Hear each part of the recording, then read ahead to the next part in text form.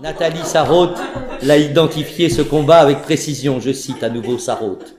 Aux frontières de cet État puissamment armé, bien gardé et policé qui porte le nom amour, des éléments louches, prêts à semer le désordre, rôdent, cherchant à entrer, mais il n'y a pas d'issue où l'amour n'ait disposé ses gardes.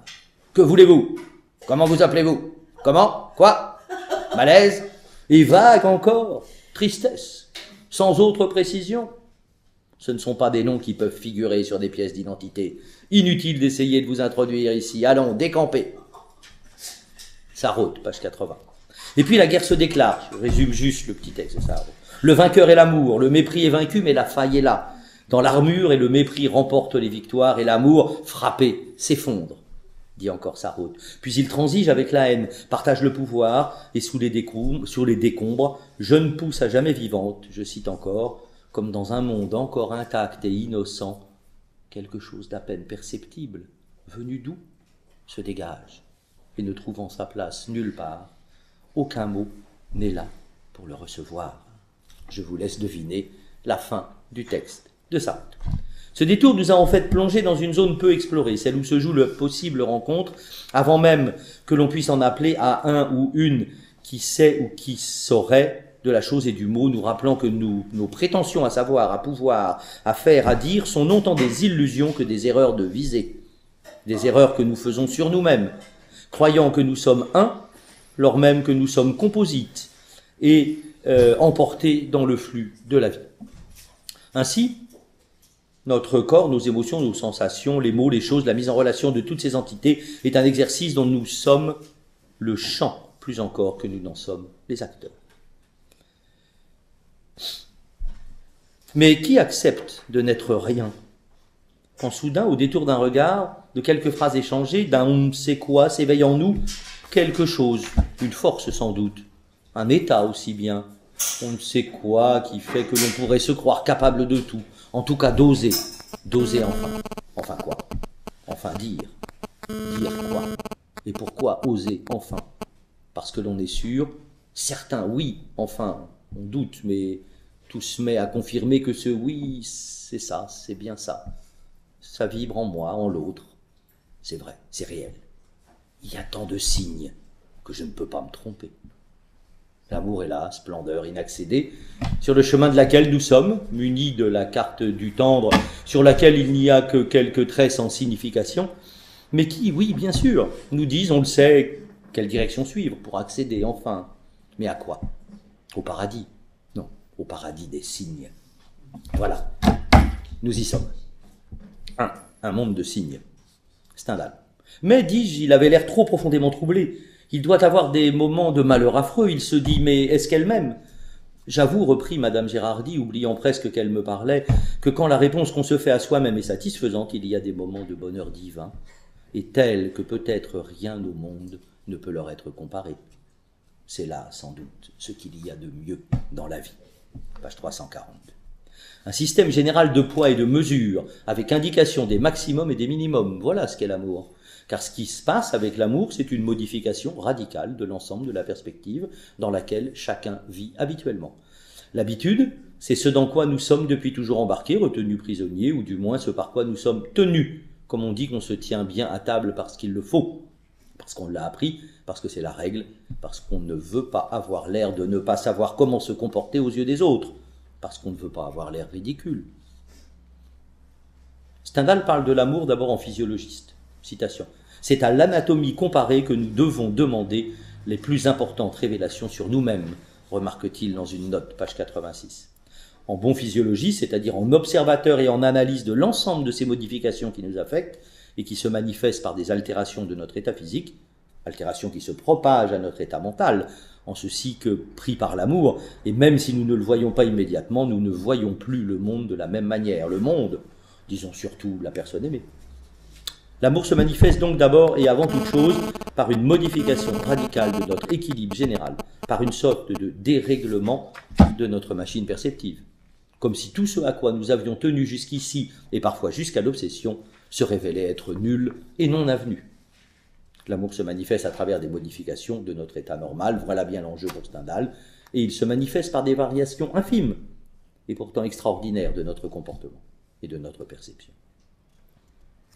L'amour se manifeste donc par des signes. Et les signes, comme chacun le sait, il faut pour qu'ils soient des signes que quelqu'un soit en mesure de les interpréter. Sinon rien, il n'y a rien. Rien que de vagues remous qui sont autant de désagréments, d'autant plus désagréables que l'on ne saurait, que l'on ne sait pas dire ce qu'ils signifient. Ainsi, l'amour est donc une sorte de mécanique non contrôlée, productrice de signes. Et aimer, c'est apprendre à reconnaître que ce sont des signes et à les déchiffrer. De là à croire que pouvoir les produire en vue d'atteindre son but et les contrôler, il y a un pas que certains franchissent, souvent au risque de la plus grande des désillusions.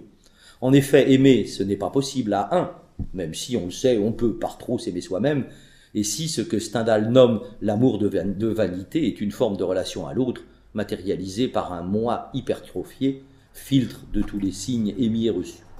C'est une évidence, mais il faut le rappeler, pour qu'il y ait amour, il faut qu'il y ait de l'autre, un autre, une autre, au moins, des autres aussi bien, simultanément ou successivement. Mais de quel genre de signes s'agit-il? Là est bien le problème.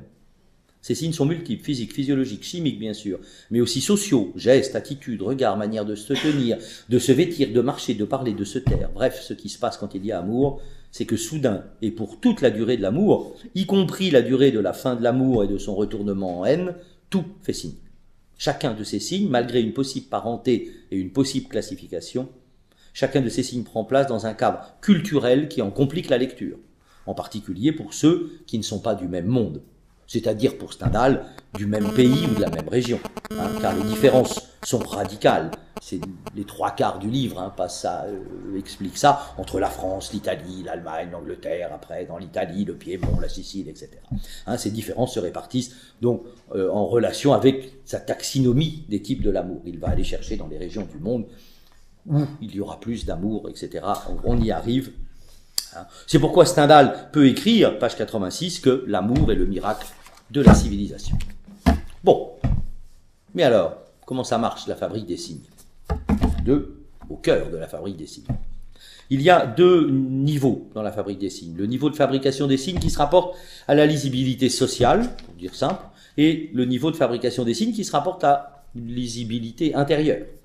Et le grand problème de l'amour, c'est la terrible absence de concordance entre ces deux niveaux, qu'elle est cause souvent d'un brouillage tel que l'amour s'y perd et qu'on y perd l'amour. Au premier niveau correspond chez Stendhal les 4 types d'amour, et au second niveau, la théorie de la cristallisation. Alors, un petit rappel, longue citation, mais je crois que c'est bien, dimanche matin. D'abord, donc, chapitre 1, je cherche à me rendre compte de cette passion, donc on est au tout début, dont les développements sincères ont un caractère de beauté. Donc tout ça, c'est Stendhal. Il y a 4 amours différents, rappelez-vous. 1. L'amour-passion, celui de la religieuse portugaise, celui d'Héloïse, Porabella, etc. 2. L'amour-goût, celui qui régnait à Paris vers 1760 et que l'on trouve dans les mémoires et les romans de cette époque, Crébillon, Lauzun, Duclos, Marmontel. C'est un tableau où jusqu'aux ombres tout doit être couleur de rose, où il ne doit rien entrer de désagréable, sous aucun prétexte, et sous peine de manquer d'usage, de bon ton, de délicatesse. Un homme bien né sait d'avance tous les procédés qu'il doit avoir et rencontrer dans les diverses phases de cet amour. Rien n'y étant passion et imprévu, il a souvent plus de délicatesse que l'amour véritable, car il a toujours beaucoup d'esprit. C'est une froide et jolie miniature comparée à un tableau de Carache, et tandis que l'amour-passion nous emporte à travers tous nos intérêts, l'amour-goût s'est toujours s'y conformer. Il est vrai que si l'on ôte la vanité à ce pauvre amour, il en reste bien peu de choses. Une fois privé de vanité, c'est un convalescent affaibli qui peut à peine se traîner. 3. L'amour physique, pas de commentaire. 4. L'amour vanité. L'immense, c'est toujours Stendhal, l'immense majorité des hommes, surtout en France, désirent une femme à la mode, comme on a un joli cheval, comme une chose nécessaire au luxe d'un jeune homme. Le cas le plus heureux de cette plate relation est celui où le plaisir physique est augmenté par l'habitude. Les souvenirs la font alors ressembler un peu à l'amour. On croit être amoureux et mélancolique, car la vanité aspire à se croire une grande passion. Ce qu'il y a de sûr, c'est qu'à quelque genre d'amour que l'on doive les plaisirs, dès qu'il y a exaltation de l'âme, ils sont vifs et leurs souvenirs entraînants. Et dans cette passion, au contraire de la plupart des autres, le souvenir de ce que l'on a perdu paraît toujours au-dessus de ce qu'on peut attendre de l'avenir. C'était page 31-32, donc le premier chapitre. Quelques points essentiels. Le premier, c'est que ce classement, Stendhal le sait, ne fonctionne que si l'on s'accorde à reconnaître que chacun de ces amours est en fait un mélange plus ou moins intense des quatre autres, des trois autres, hein, c'est évident. C'est le dosage qui fait que telle ou telle aventure, telle ou telle personne, voire telle ou telle région du monde, hein, tel type de caractère sera classable dans telle ou telle catégorie. On a affaire d'entrer à un croisement de données, à des mélanges, à un jeu complexe d'intensité qui relève cependant de plans différents. Ce qui ne veut pas dire que tous ces plans puissent entrer de la même façon en correspondance. Un amour-passion peut difficilement devenir un amour de vanité, mais un être passionné peut devenir vaniteux. Un amour-passion peut exister sans amour physique, et un amour-goût n'exclut pas évidemment l'amour physique ni l'existence d'une part de vanité, on l'a vu. Ces quatre catégories expriment quatre manières de commencer en amour. En ce sens, il n'y a alors guère de retour possible en arrière, même si, encore une fois, il y a toujours des mélanges qui sont à la fois le fait des caractères et des situations, de l'histoire personnelle et de l'histoire générale. Mais ce qui importe sans doute le plus, c'est que cela se passe ici en catimini. C'est le fait que l'amour, d'une certaine manière, n'existe pas en soi. Il faut bien sûr au moins deux entités, c'est-à-dire une différence de potentiel. Et cette différence de potentiel qui produit l'énergie ou les flux d'énergie, qui de facto crée la relation et qui de facto entre en conflit. Et c'est cette énergie qui n'est pas originellement orientée, qui se trouve alors être à la fois dirigée dans une direction ou aspirée, attirée par un pôle d'attraction. En fait, c'est les deux à la fois. Sauf bien sûr dans le cas où l'amour ne serait absolument pas dit ou absolument pas partagé. L'amour n'est pas bavard, mais il est expression. Plus exactement, il est une sorte de force indéterminée qui ne commence à exister que lorsque deux entités entre lesquelles un jeu d'attraction-répulsion se met en place. Mais il ne disparaît pas nécessairement lorsque ces pôles viennent à perdre leur charge. Il y a donc d'autres facteurs qui déterminent l'existence de l'amour.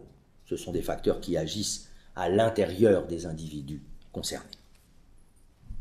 Nous passons au chapitre 2 intitulé « La naissance de l'amour ». Là aussi, alors là, une très longue citation, mais c'est important, hein, vous savez. Voilà, cristallisation. C'est le fameux chapitre sur la cristallisation. Voilà ce qui se passe dans l'âme. 1. L'admiration. On se dit, quel plaisir de lui donner des baisers, d'en recevoir, etc.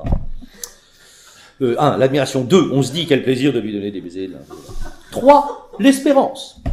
4. L'amour est né. 5. La première cristallisation commence. Toujours Stendhal. Hein. C'est longtemps Stendhal.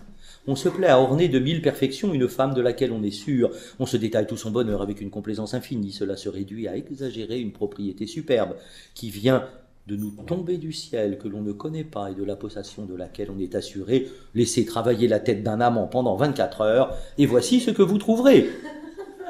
Aux mines de Salzbourg, on jette dans les profondeurs abandonnées de la mine un rameau d'arbre effeuillé par l'hiver. 2 ou 3 mois après, on le retire, couvert de cristallisation brillante. Les plus petites branches, celles qui ne sont pas plus grosses que la taille d'une mésange, sont garnies d'une infinité de diamants mobiles et éblouissants. On ne peut plus reconnaître le rameau primitif. Ce que j'appelle cristallisation, c'est l'opération de l'esprit, toujours Stendhal, qui tire tout ce qui se présente, la découverte que l'objet aimé a de nouvelles perfections. En un mot, il suffit de penser à une perfection pour la voir dans ce qu'on aime. 6. Le doute naît. L'amant arrive à douter du bonheur qu'il se promettait. Il devient sévère sur les raisons d'espérer qu'il a cru voir. Il veut se rabattre sur les autres plaisirs de la vie. Il les trouve anéantis. La crainte d'un affreux malheur le saisit et avec elle, l'attention profonde. 7. Seconde cristallisation. Alors commence la seconde cristallisation, produisant pour diamant des confirmations à cette idée elle-même.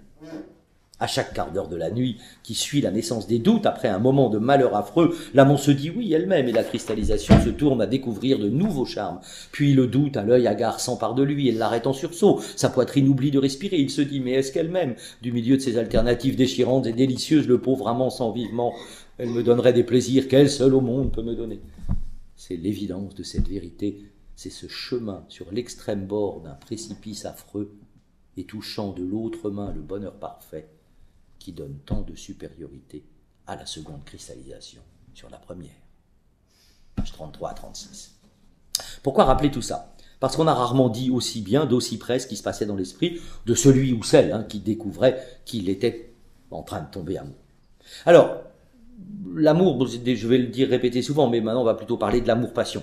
On va laisser tomber l'amour-vanité, l'amour physique, l'amour-goût, puisque on a compris, hein, en gros, que ces amours-là manipulent, en gros, des signes sociaux, et ce sont des sujets à peu près normaux constitués, sûrs de leur petit paquet de signes qu'ils manipulent, et sûrs, ou un peu sûrs des effets qu'ils produisent, qui donc, j'allais dire, ils bidouillent.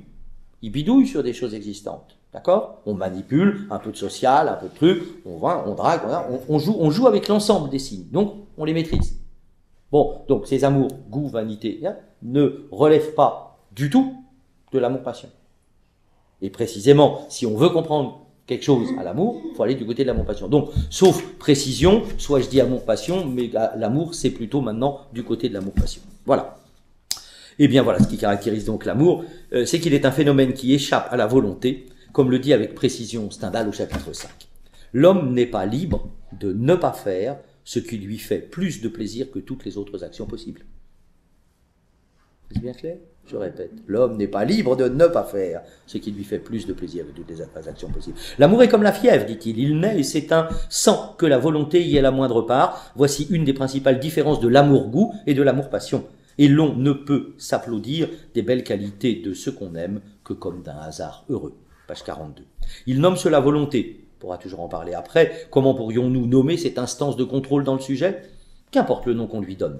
Ce qui apparaît ici, c'est le fait que l'amour a à voir avec quelque chose qui échappe à tout contrôle, ou plutôt il est comme une force qui vient annuler toute prétention que peut avoir un individu dans le contrôle qu'il exerce sur lui-même, aussi relatif ait été ce contrôle auparavant. La puissance de l'amour-passion est radicale, pas nécessairement violente. Simplement, un individu amoureux se découvre capable de penser et d'agir d'une manière absolument différente de celle à laquelle il se tenait jusqu'ici. L'amour est donc capable de renverser ce à quoi on pouvait, sinon croire, du moins ce à quoi on pouvait tenir. La puissance de l'amour-passion est telle qu'il met dans un autre état, disons les deux protagonistes. L'amour-goût, lui, et les autres, l'amour de vanité, l'amour physique, participent de l'état normal du sujet. Il y a bien sûr des variations d'intensité, des élans, des accros, des défaites, des victoires, mais rien, jamais, qui ne remette en question la structure même du sujet. Rien qui ne transforme la manière qu'il a de voir le monde, les choses, et surtout cet autre qu'il dit désirer. Ce n'est pas l'autre qui change, ni le monde, c'est la manière de les voir. Et donc, alors oui, tout a changé, sans que d'une certaine manière, on s'en aperçoive, et lorsqu'on s'en aperçoit, alors il est en quelque sorte trop tard. 3. L'imagination. On voit dans l'amour une rencontre entre deux personnes, deux individus, deux sujets, deux consciences, deux paquets d'affects. L'amour serait l'échange de tout ce qu'on veut, de la salive au sperme, en passant par les mots, les rêves, les attentes, les désirs, les charges du quotidien. Pour Stendhal, cela n'est vrai que dans les trois amours qui ne sont pas de l'amour, ou qui sont des versions de l'amour sous contrôle du moi, du je, du sujet, ou qui ont pour fonction d'assurer à ces sujets une place dans le jeu social, un rôle dans le théâtre généralisé, une fonction dans le système général de l'échange des signes sociaux. Avec l'amour-passion, il en va tout autrement. Celui-ci est en fait peut-être l'exception, en fait une exception relative. En tout cas, il ne répond à aucun des critères qui caractérisent les autres formes d'amour, en ceci qu'il bat en brèche tous les critères sociaux. Il est une force qui emporte le sujet au-delà de ses limites, en dehors de lui-même, et qui en même temps l'installe au cœur de lui-même. Alors, qu'est donc cette cristallisation? Une bulle remplie d'imaginaire, produite par l'imagination. Bon, bien sûr, il y a quelque chose au départ, mais quelque chose qui n'est que comme le rameau de Salzbourg, une sorte de support, et en même temps un déclencheur. Mais une fois l'imagination mise en branle, tout ce qui vient se déposer sur le rameau est un pur produit de cette imagination. Mais ce produit de l'imagination est attribué à un être réel, qui d'une certaine manière n'en sait rien, en tout cas ignore ce qu'on lui attribue, ou une grande partie de ce qu'on lui attribue. Et que celui qui attribue, celui dont l'imagination est en marche, eh bien, quand il attribue ses qualités, il ne sait pas non plus tout à fait ce qu'il fait. Ça se passe. La grande loi, ici Stendhal l'a parfaitement vu, c'est que, je cite, dans cette passion terrible, toujours Une chose imaginée est une chose existante. Page 119. Et voilà la règle, il faudrait dire la loi. Et tout le problème des signes vient de là, car c'est à cause de cela que tout est signe. Mais signe de quoi? L'amour alors se mue en quelque chose. En quelque sorte, en une machine à déchiffrer les signes. Il devient le grand herméneute, celui qui de toute façon va perdre, va se tromper sans fin, car rien de ce qu'il imagine n'est vrai, alors que dans le même temps, il sait, il pense, il croit, il est certain que tout ce qu'il imagine est vrai. Nous sommes au cœur de la mécanique de l'attribution, qui, si l'on veut faire un instant de la philosophie appliquée, est le moyen actuel, ça fait 3000 ans que ça dure, qui nous permet de faire de l'être à la fois la dimension supposée originelle de l'existence et le nom de l'indubitable, de l'absolu, dans notre système de référence et de valeur. Ce que Stendhal décrit, c'est la manière dont ça se constitue en nous, le vrai, le bien, le beau, et dont, puisqu'il est de notre manière d'exister que d'attribuer à un support neutre des qualités qu'il n'a pas, de considérer ensuite qu'il les possède, et donc qu'elle le détermine. Certes, des vérifications sont possibles, et la science fonctionne de la même manière, sauf qu'elle a des procédures de vérification qui semblent partageables par un plus grand nombre de personnes que ne le sont, au final, les preuves d'amour. Il n'y a donc que des signes dans l'amour, mais des signes que l'on ne sait pas déchiffrer autrement qu'en les rapportant au système de valeurs qui les produit, c'est-à-dire à nous-mêmes. À ceci près que nous-mêmes n'est pas le même que le nous-mêmes social, supposé non pas sachant mais maître de lui et de ses pulsions, narcissique à souhait et en tout cas pas décidé à les lâcher, ses prérogatives, pas prêt à y renoncer à son petit pouvoir. Donc ce nous-mêmes-là, il n'est plus là. L'amour est pris dans un schéma complexe de double relation croisée qui fait qu'il y a tant de difficultés, sinon à lire les signes, on peut lire, mais à les déchiffrer. Tentons de décrire le schéma. Dans l'amour-passion, très vite, tout s'efface. Tout ce qui n'est pas elle ou lui perd de son éclat. Elle ou lui, c'est-à-dire l'un ou l'autre, et elle, la passion. Perd de son éclat, de sa valeur, de sa puissance de détermination sur l'existence de l'autre. Tout ce qui n'est pas signe émis par elle ou lui devient insignifiant. Et à rebours, tout signe émis par elle ou lui prend dans l'esprit de l'autre une place immense. Ces signes mobilisent toute l'attention, tout l'esprit, tous les affects. L'autre devient au sens strict un petit dieu, une sorte d'icône ou d'idole, une statue que l'on part de tous les attributs dont il nous sied de l'appareil. Et alors, au miracle, nos croyances, nos espoirs, nos attentes les plus folles semblent exister. Même plus. Ils existent. La preuve nous en est donnée à chaque instant en présence de l'idole et à chaque instant en son absence, par le ressouvenir de ce qui a eu lieu et par la tension interne qui nous conduit à ne penser qu'à ce qui va à nouveau avoir lieu lors de la prochaine rencontre. Oui, il y a un relâchement général des digues, un refus de recourir au contrôle, une paralysie de tout ce qui jusqu'ici faisait du moi un sujet socialement respectable à ses propres yeux et pas seulement aux yeux des autres. Et une sorte d'extraction hors du contexte de celle-ci ou de celui-là qui est aimé, même si Stendhal y insiste, ce contexte social événementiel factuel joue un rôle majeur dans le déclenchement, voire dans la poursuite et l'élaboration de la cristallisation, bien sûr.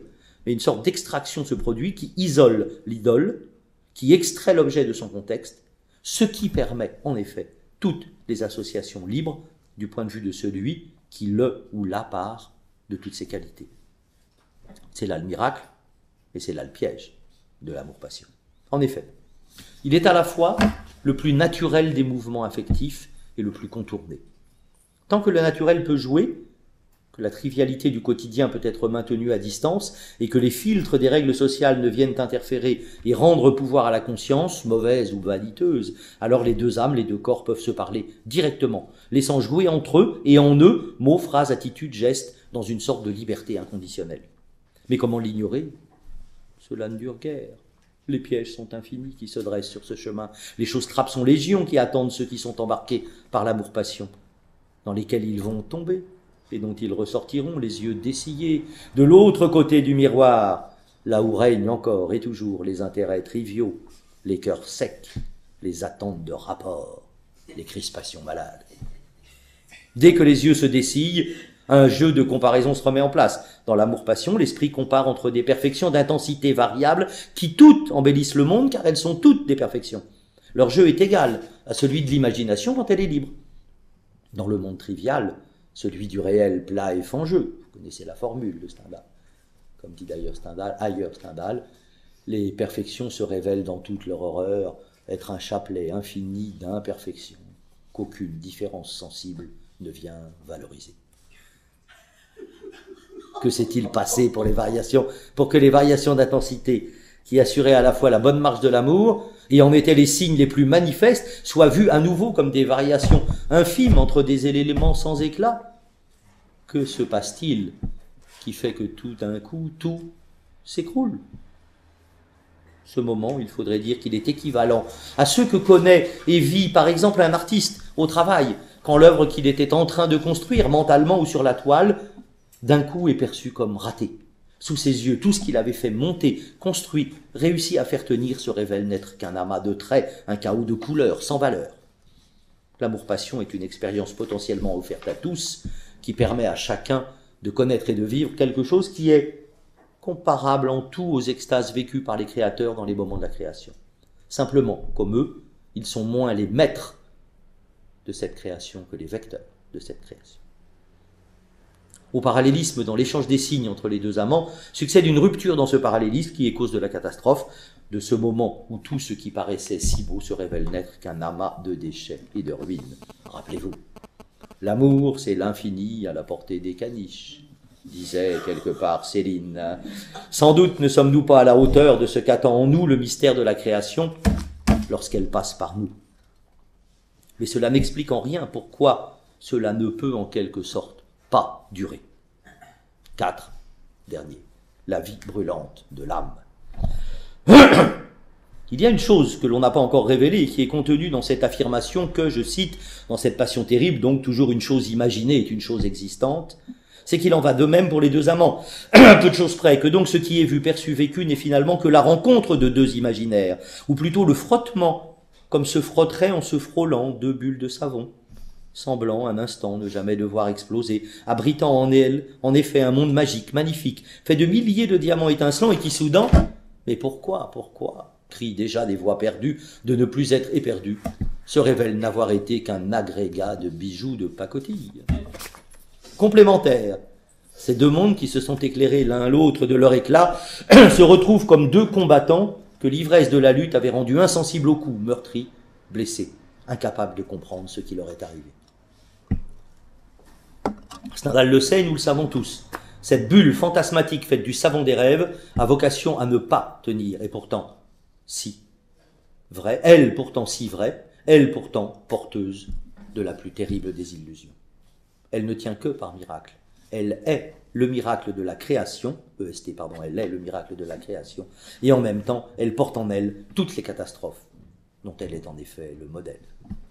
C'est ce que savent tous les esprits vénaux, ceux qui se protègent contre l'amour-passion, ou s'en savent incapables, et qui pour cela, pour se venger malgré tout de cela, ne cessent de le traquer chez autrui, comme s'il s'agissait encore et toujours pour eux d'avoir raison. Baudelaire, peu de temps après, dira dans le dernier poème des Fleurs du Mal, le voyage, la dimension solipsiste de cette illusion désirante. Notre âme est un trois-mâts cherchant son Icarie.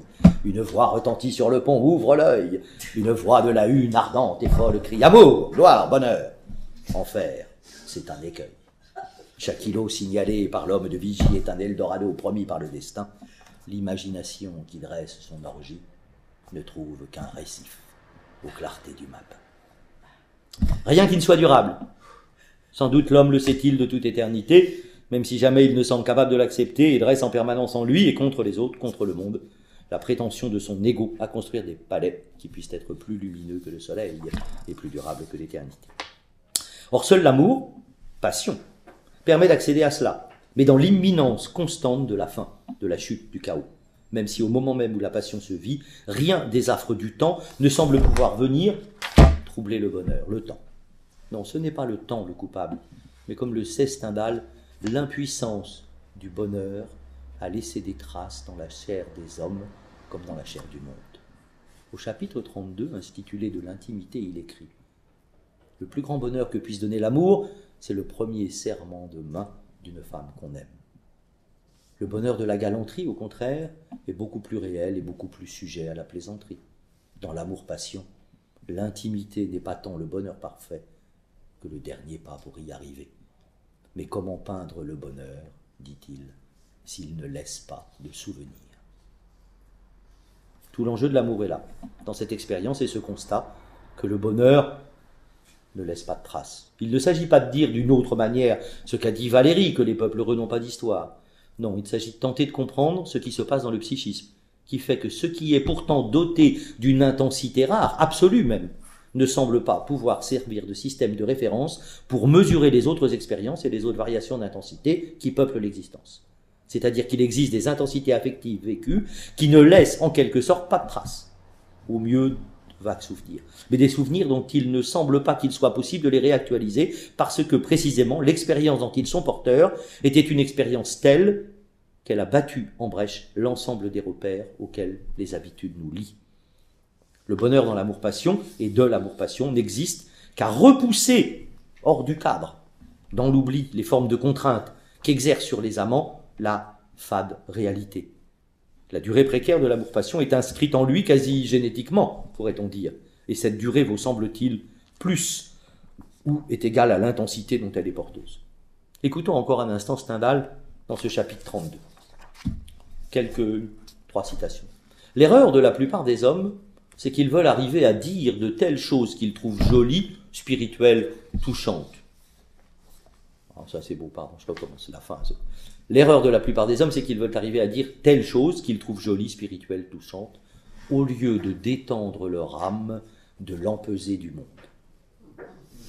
Jusqu'à ce que, degré d'intimité et de naturel, d'exprimer naïvement ce qu'elle sent dans le moment. Si l'on a ce courage, l'on recevra à l'instant sa récompense, par une espèce de raccommodement.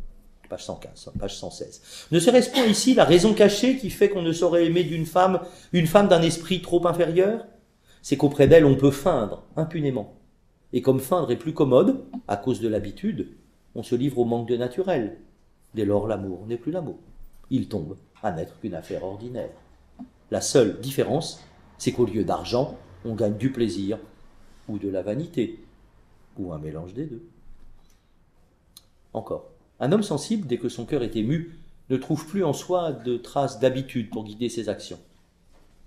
Et comment pourrait-il suivre un chemin dont il n'a plus le sentiment?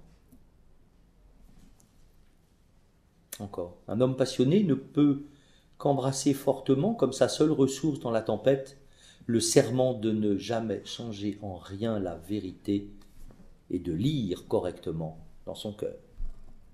Dernière, tout ce qu'on peut, c'est de n'être jamais affecté volontairement.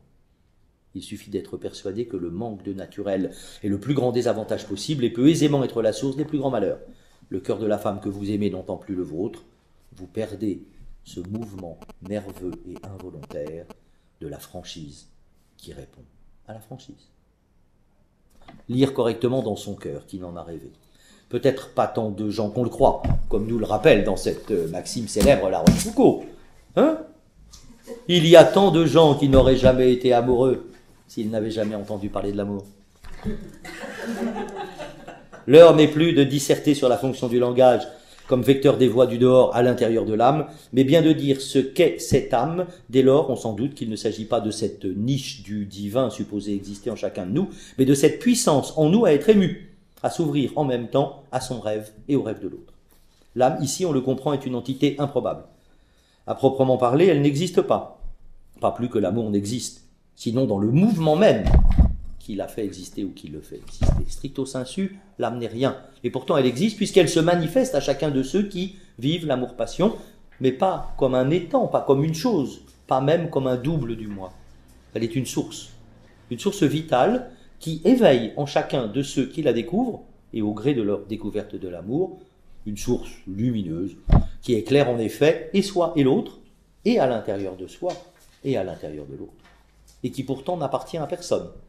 Sinon, en effet, à ce que chacun est devenu ou en train de devenir par l'amour et dans l'amour, par et dans cette relation émotionnelle, qui a fait que deux bulles fantasmatiques se sont ouvertes l'une à l'autre, communiquent l'une avec l'autre, faisant ainsi, permettant à chacun de faire l'expérience majeure que l'on peut faire au cours de l'existence, qui est celle que l'émotion seule rend possible, celle de voir le moi et le monde, ici incarnés par l'autre, trouver un point de contact et échanger leur message. Mais dans de tels moments, on l'a compris, Le moi s'évanouit, le moi social, le moi qui pense et croit contrôler les autres et se contrôler lui-même, le moi qui a peur, peur de perdre ce qu'il croit posséder. C'est le paradoxe de l'amour stendhalien. Il met à jour une zone, un dispositif intérieur, une manière de voir, de vivre et de penser qui ne tient à aucune des manières de vivre, de voir et de penser qui sont en cours dans le monde. L'âme et l'amour ne font qu'un. C'est une machine à produire des signes qu'ils peuvent seuls déchiffrer et qui rendent caducs tous les autres signes dont la valeur est pourtant grande pour ceux qui vivent dans le monde. Rappelez-vous, ce mouvement nerveux et involontaire de la franchise qui répond à la franchise. L'amour, c'est le moi mis à nu, qui se met à fonctionner indépendamment des lois sociales et qui peut dès lors exprimer sans médiation, sans autre médiation que celle d'un langage qui est inévitablement adapté au récepteur parce que le récepteur est littéralement branché sur la même longueur d'onde. L'amour donc, c'est le moi mis à nu qui révèle l'intensité de la vie rapportée à l'émotion indépendamment du contrôle qu'exerce la conscience. L'amour est en ce sens absolument le grand herméneute, puisqu'il est le seul en effet à déchiffrer, certes des signes qu'il produit, mais tous les autres signes sont eux produits, non par l'âme, mais par le long et terrible apprentissage, celui qui fait que la conscience se soumet aux lois du dehors. On se souviendra de cette phrase de Nietzsche au début de la généalogie de la morale, seul ce qui ne cesse de faire mal s'inscrit et est retenu par la conscience. On le comprend. Les signes que déchiffre l'amour sont des signes qui ne s'impriment nulle part ailleurs que dans l'âme, car ils ne sont produits par aucune autre instance que l'âme. Les signes sociaux, eux, s'impriment dans la conscience, dispositif de contrôle qui ne cesse de vouloir réduire le monde à l'image qu'il s'en fait. L'amour, lui, ne cesse de vouloir faire le monde à l'image qu'il est en train d'inventer. L'amour est cette machine imaginante qui ne cesse de produire des signes insignifiants, sinon comme ornement d'une structure d'accueil, le simple et banal rameau de Salzbourg qui n'a, rapporté au regard social que l'on porte sur les choses ou les êtres, aucune valeur particulière et qui pourtant aux yeux de celui ou de celle qui aime se pare précisément de toutes les beautés du monde. En ce sens, l'amour ne cesse de transformer le monde puisqu'il le fait paraître dans toute sa splendeur imaginale et qu'à ce moment même, il n'y a pas de doute, il existe. Je vois un monde, ce monde est peut-être un rêve, mais ce rêve existe puisque je le vois, donc le monde que je vois existe. On est bien loin du cogito cartésien. Le choix est là, toujours le même, depuis quelques millénaires malgré tout. Accepter la dépossession de soi comme vecteur, moyen et chemin qui mène à la découverte de son être, entre guillemets, ou s'en tenir à ce que l'on croit déjà posséder.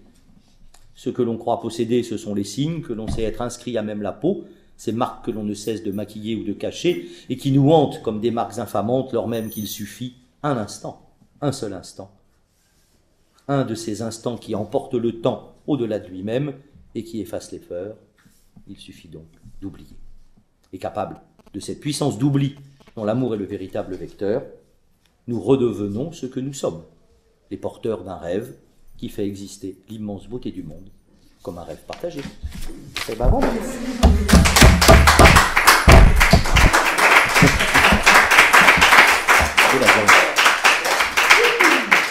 Bon, merci beaucoup Jean-Louis Poitvin pour ce premier exposé, à la fois nommé en appétit, si je puis dire, parce qu'il y a beaucoup de métaphores à la fois chimiques. Ah ben oui, et ça vaut le coup. Non, c'est une très belle entrée en matière, je trouve, littéraire, profonde, qui nous remet en mémoire la brillance stendhalienne quand même, qui donne envie de retourner lire Stendhal, qui nous a magnifiquement servi, vraiment. Et voilà, alors je vais juste rapidement reprendre des points qui me paraissent intéressants, parce que je pense que là, l'intérêt de commenter ton exposé, c'est d'essayer d'extraire les points qui, je crois, vont être des points, des jalons dans cette journée, d'ores et déjà. Alors, j'en repère un ou deux, c'est-à-dire le point, bien sûr, parce que étant psychanalyste, ça me tombe dans l'oreille et j'ai envie d'en faire quelque chose, c'est le point de l'amour-passion comme étant recherché, absolument recherché et nécessaire à la personnalité, je dirais, mélancolique. Voilà. Je dirais que ce qui m'intéresse, c'est ça, dans ce que tu as dit, c'est-à-dire à cette espèce d'indistinction fangeuse dans lequel le monde apparaît quand il se trouve sans distinction. Voilà, quand tout paraît plat, hein, sans distinction. C'est vraiment, je trouve, l'accent que tu as mis là-dessus et que je trouve tout à fait remarquable, par exemple, dans Benjamin Constant, hein, dont je parlerai cet après-midi, qu'on retrouve chez Benjamin Constant, qu'on retrouve chez Virginia Woolf, hein, qu'on retrouve dans la personnalité mélancolique, c'est-à-dire cette recherche d'éclat, hein, extraire en quelque sorte de la vision du monde, hein, dans une rencontre, ce qui est espéré, c'est cet éclat, hein, qui va tout d'un coup être produit dans la rencontre amoureuse. Voilà.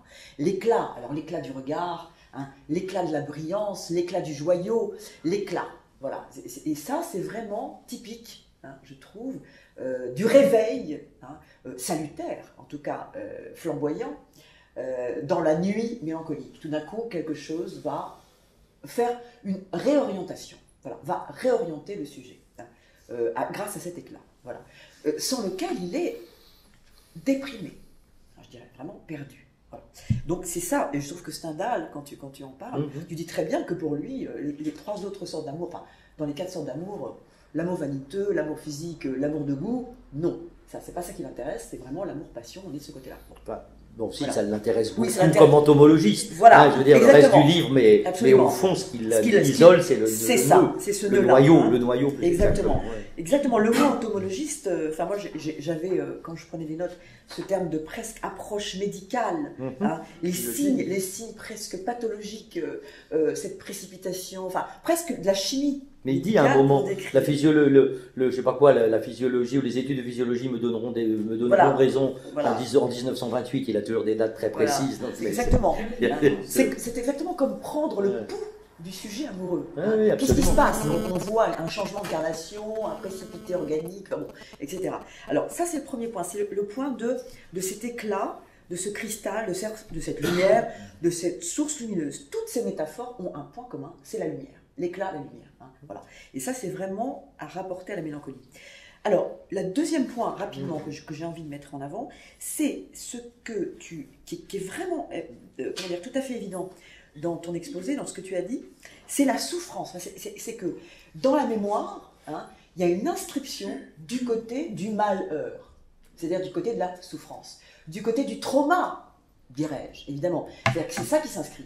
Hein. C'est les premières expériences traumatique en quelque sorte, et qui fait qu'à travers l'amour-passion, on est servi, si je puis dire. C'est-à-dire que quelque chose se remet à fonctionner du côté des traces, alors, du côté d'une trace qui va retrouver, je dirais, un répondant, hein, du côté de l'autre, et on retourne au trauma. C'est-à-dire qu'il y a une répétition, hein, traumatique qui s'organise dans la scénographie amoureuse, passionnelle, hein, évidemment, et qui fait, j'allais dire, entre guillemets, jouir, enfin, qui provoque une certaine jouissance. Hein. Et on y va, quoi. On y va avec, je dirais, éblouissement, bonheur, souffrance. Hein. Enfin, on a tout en même temps. Hein. C'est-à-dire que j'ai bien aimé cette image du conteur, presque du conteur Gégère, parce qu'il y a aussi de l'intensité dans cette histoire, hein, presque une quantité énergétique, avec, je crois, dans la passion, un souci qui est de faire que ce soit dans le plus ou dans le moins, il faut que ce soit aussi intense des deux côtés. C'est-à-dire que quand on n'a pas, hein, quand l'objet du plaisir ou du bonheur espéré ne répond plus, on va se plonger dans les affres. Hein. C'est-à-dire que c'est plus le bonheur, j'allais dire le compteur Gégère en plus, mais c'est de l'autre côté que ça va se jouer, mais on va avoir un moins, hein, qui, en intensité, satisfait, si je puis dire. Hein, mais du côté du drame. C'est-à-dire du côté de celle qui ne répond plus, etc., etc. Mais on va s'y précipiter parce que ce qui est cherché, c'est quand même que l'état passionnel soit constant. C'est-à-dire qu'on cherche une constante dans l'intensité. Voilà, alors on s'y prend du côté du plus ou du moins, mais ça revient au même, hein, à la limite. C'est que ça soit brûlant, ça soit intense, qu'on conserve cette intensité. Voilà. Et j'allais dire que même presque le besoin de souffrir et le besoin d'être pris par l'imaginaire dramatique, hein, elle ne m'appellera pas, ou il ne répondra pas, etc., correspond à maintenir l'intensité au point où elle doit être maintenue. Voilà. C'est ce que j'en retire. Et finalement, troisième chose, et je m'arrêterai là, cette histoire des deux bulles dont tu as parlé, que je trouve très importante, puisque c'est vraiment, cette image stendhalienne est très parlante, puisque c'est cet imaginaire des deux bulles transparentes qui se rencontrent, qui cherchent à se fondre, hein, mais je dirais sous les auspices de la transparence. Ce qui est quand même espéré dans la rencontre amoureuse, c'est que tout d'un coup, la boîte noire du désir de l'autre, si je puis dire, hein, se dissolve, imaginairement. C'est-à-dire que tout d'un coup, hein, c'est comme si, imaginairement, on avait accès à l'autre, c'est ce qui est espéré, de manière transparente, d'un autre avec lequel on serait en partage d'une même transparence. Hein, voilà. Et c'est ça qui est espéré, et évidemment qui échoue, bien évidemment, puisque le désir de l'autre, hein, vient nous rappeler à l'ordre toujours. C'est-à-dire que cet imaginaire de ne faire qu'un dans cette transparence bénie, hein, si je puis dire, dans cette symbiose imaginaire, est battu en brèche, justement, par cette affaire de désir. C'est qu'à un moment donné, le drame, c'est qu'à un moment donné, l'autre va se manifester comme autre, justement, et comme étranger tout à fait à cette histoire de transparence. C'est-à-dire que tout d'un coup, on va retrouver de l'opacité. Hein, quelque chose qui va résister, qui va faire point de résistance. Mais je crois que le rêve quand même de l'amoureux, hein, cette interprétation dont tu as parlé, c'est-à-dire que ces signes, hein, qui se multiplient et qu'on va interpréter, que l'amoureux va interpréter, que l'amoureuse va interpréter, ça marche des deux côtés, c'est cette espèce de croyance, d'espoir, hein, de lecture, j'allais dire, satisfaisante du désir de l'autre, qu'on va enfin mettre la main, hein, comme dans cette histoire de transparence, que ça va enfin devenir transparent. Donc ça pousse à l'interprétation, en effet, ça pousse à décoder, hein, ça pousse au décodage permanent dans la rencontre. D'accord ?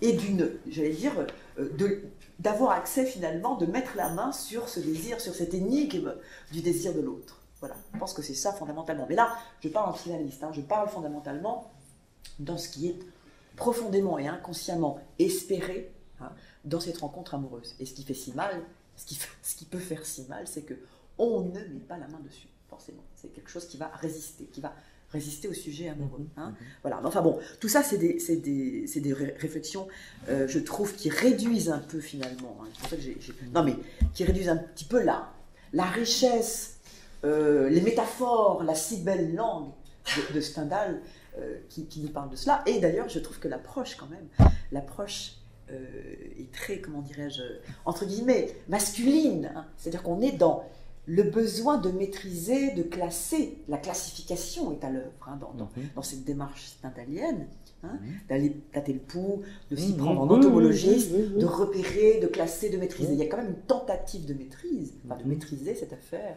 hein, cette affaire qui sinon risque d'emporter, justement. Mais il y a les deux chez Stendhal, comme tu parlais de division, hein, division subjective, tu as commencé ton exposé par là. C'était très joli d'ailleurs, ces expressions, ce fil dont tu as parlé, je ne sais plus, mais le cheveu, hein, le bord du désir et de l'attente qui surprend un sujet, qui rencontre tout d'un coup sa division aussi, ce trouble dans lequel on est jeté. Voilà. Et ça ne tient qu'à un cheveu, en effet, on pourrait dire. Hein, ça ne tient qu'à un cheveu. Bien. Merci Jean-Louis, si tu... Non.